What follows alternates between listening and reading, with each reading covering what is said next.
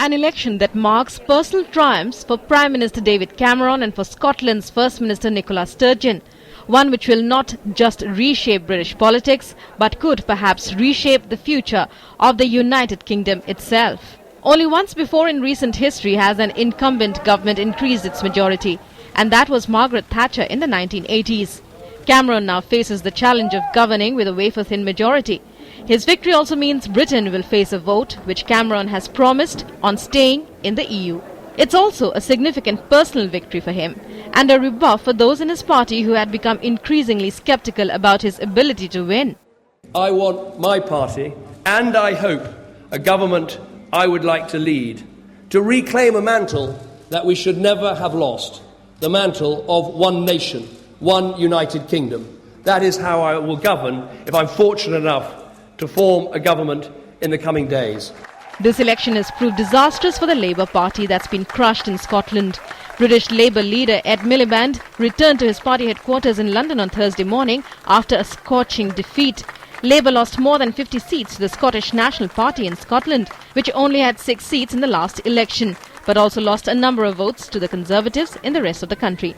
Miliband has resigned in the wake of his defeat. In another major loss for the Labour Party, Shadow Chancellor Ed Balls, who was widely seen as the man to replace Miliband as party leader, lost his seat by just over 400 votes.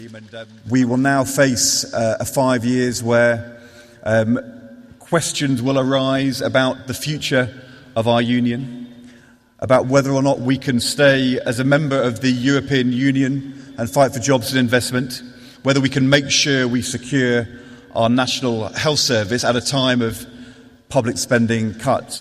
Sweeping Labour aside, Scotland, which voted just a year ago to stay in the United Kingdom, will send just 3 representatives of major British parties to Parliament and be all but shut out of the cabinet.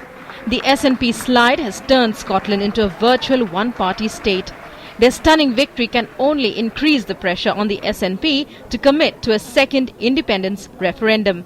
Leaving her home in Glasgow, SNP leader Nicola Sturgeon said nothing about her pre-election hopes of joining the Labour Party in a ruling coalition government.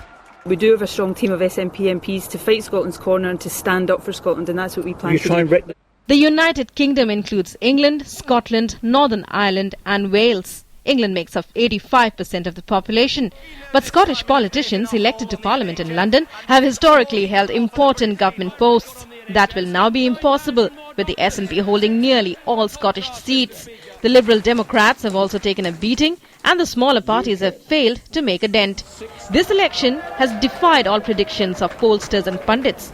The question is, will it also change British politics for times to come? Bureau Report, DD News.